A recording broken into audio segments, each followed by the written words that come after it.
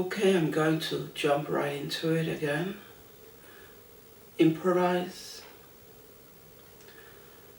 I actually have a bit of a stomach pain because I've been realizing over the last week that I can be dead before I know it.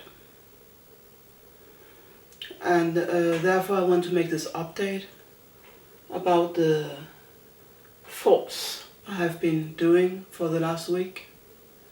When I came home from the hospital, I was very mad.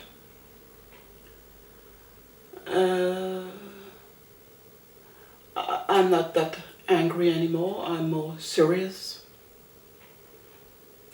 I'm not devastated in any way. We are all going to die. But I think it's important to tell my story, because this is not natural causes. And I think I've been trying to document that already numerous times in all possible ways.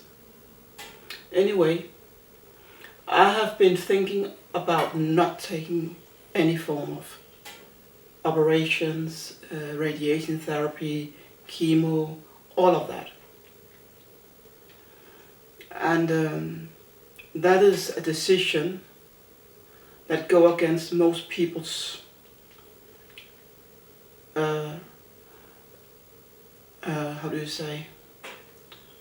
rational thinking pattern. But if anybody have ever read my testimony, they know that it all comes down to mind control or MK Ultra.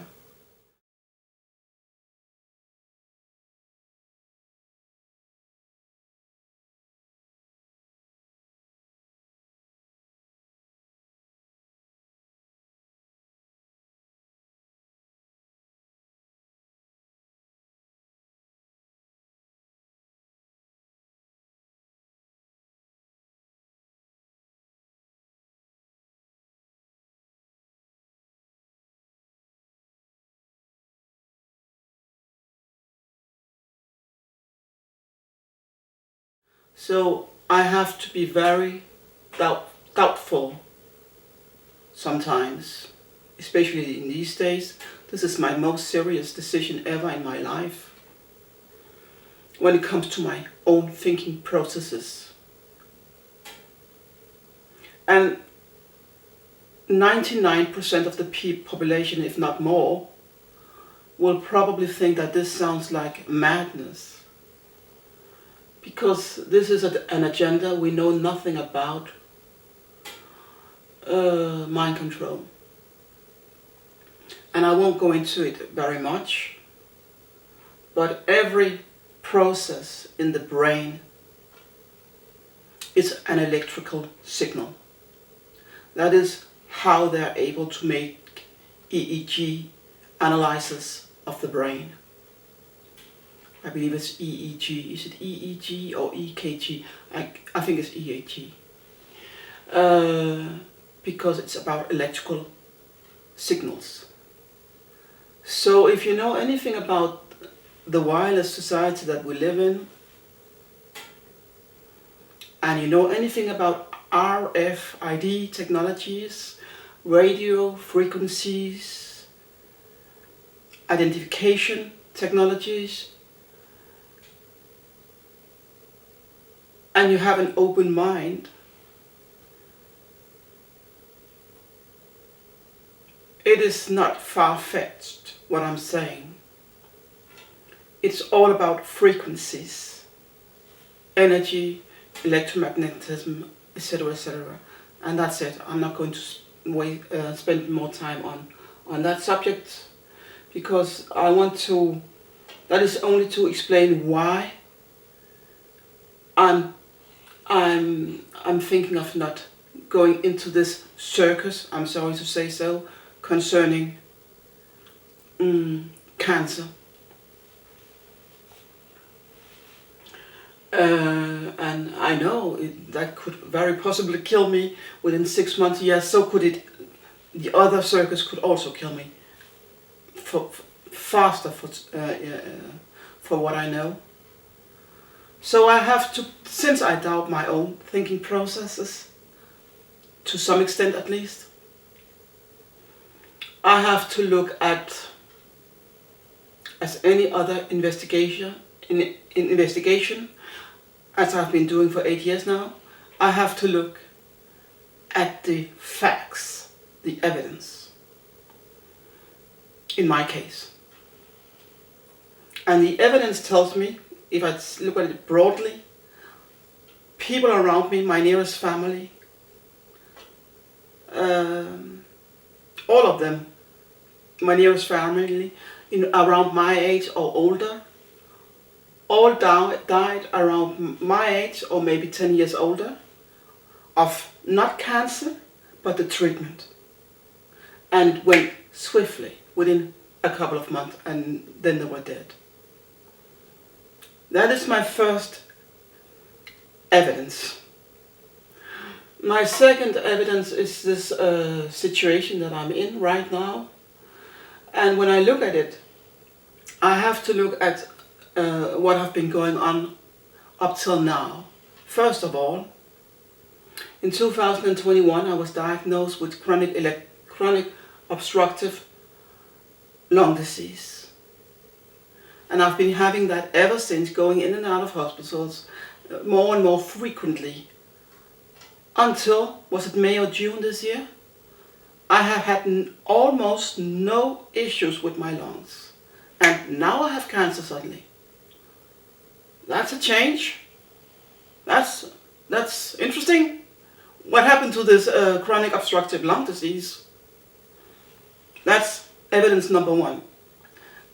And it's also an evidence, in my opinion at least, that they've been trying very hard to get to this point where they can actually give me the diagnosis cancer. Second evidence is the fact that in this period, since April, and maybe somebody have heard this phone call I made to the police where they hung up the phone talking about cybercriminality because it has exploded. My life, my phone, my computers, I have to go to the library to be on the internet. And even there I have issues. My phones, my computers, my internet, my cameras, my TikTok, everything. My surveillance gear, especially my surveillance gear, my camera, my computer and my phones, or phone, I have a couple. Completely taken over. I can do nothing. And that is a new development which has been going on over this summer. I have never experienced anything so extreme as this summer when it comes to cybercriminality or control over my digital life. I can't even communicate with people digitally. I have to go to the library to sit on Facebook or whatever, write mails and etc. And if I do go on the internet at my home, they will take over my websites, my emails. Maybe somebody have seen how my emails are on dark web and so, etc. And I have to be very careful because these things can very easily disappear, especially if I'm not here. Be hacked, websites, YouTube channels, emails, etc., etc. This is my life and has been my life for the last 8 years. Anyways, for the last 3 or 4 months since April, it has been extreme. And at the same time, I could also observe how I became more and more isolated. People just disappeared. And I found myself over this summer completely isolated socially, more or less, completely cornered when it comes to my digital life and communication. And suddenly I didn't have chronic obstructive lung disease, and now I have cancer. So there are many things that makes me look at this as a setup. And no matter how I look at it, cancer is a death sentence. So what do I want to go into this? And then there's the hospitals. I talked about it in my previous video, and I'm sorry, I wrote October and I meant September, but it was a mistake in my previous video because somebody have been commenting on that, but I meant September. Then there are the hospitals. As I said in my last video, I have confidence in 95% of the hospitals. Maybe even more. You don't need very many people within the system to take part in this kind of covert crimes. Let me come with an example. At one point, a couple of years ago, I was going to this doctor that was a very good doctor, and she at least then, and she tried to get me into the hospital due to Morgellons disease findings and new technologies, also findings that I showed her that I have been documenting, coming from my body. And then she sent me to a dermatologist, I think it's called in English. And this dermatologist, she was also like, this is not normal, this is not natural. Okay, I will send you to the hospital, to their department for where they have the specialist within dermatology. I don't know if I'm saying it correctly. And so she did, and she said, but I hope you will not have this doctor because he's not the good one. And of course I got this doctor.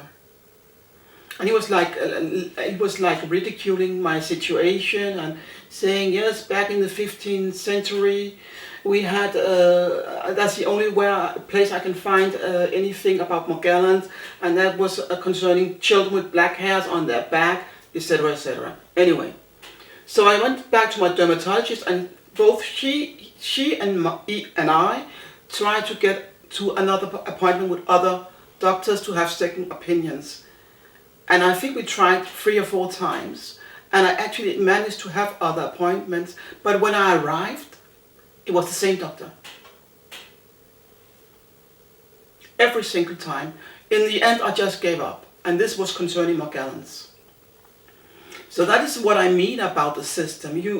Most of the system is working, and then you might have one bad doctor who's bought and paid for by corporate society, or what do I know, deep state, whatever it's called, and that's enough. So when I look at my history, when I look at my family history, when I look at my recent history, and when I look at the fact that I now suddenly have cancer, apparently, maybe I have, maybe I don't know. Maybe it's true, maybe it's not. Anyway, I am very, very doubtful that I want to take part in this game. I have been very honest, I think myself, to the truth. I've been trying to tell the truth, no matter how insane it must sound to most people. So do I want to take part in this agenda, a hidden agenda in the world? And maybe people don't understand me, but I'm just trying to explain why I have these thoughts. Because I don't believe it's a coincidence that I have cancer. I mean, look at my health pattern within the last 3 years. It is insane. And now all of a sudden I have cancer. And the most funny thing is I don't really feel sick. So, but they can fix that too, anyway, when it comes to frequencies and RFID technologies, so I have no doubt about that. Jeg er lidt stakåndet, fordi jeg har nogle problemer med vejrtrækningen. Det her, altså når de snart kommer op i det røde, så er det jo alarm, ikke? Og når den siger dødt, så er det max alarm, ikke? Og det kommer jo fra den her. Det har jeg jo lige dokumenteret. Det er ingenting ved siden af det, de signaler, der kommer fra min krop. Og det er kraftedeme bemærkelsesværdigt. Det er signaler, og det er meget tydelige signaler, fra et sted, hvor der ikke burde komme nogen signaler. Men der er ingenting ved siden af de signaler, der kommer fra min krop. Så lad mig lige tage min krop, nu vi alligevel er i gang her, ikke? Se, nu går den ned, ikke? Så lad mig lige gå ind i huset her engang. Nu er vi inde i huset. Det ser sådan her ud. Lige et øjeblik. Sådan ser der ud i huset lige nu. Ikke? Det er min krop, det her. Lad os lige skrue lidt op for lyden her.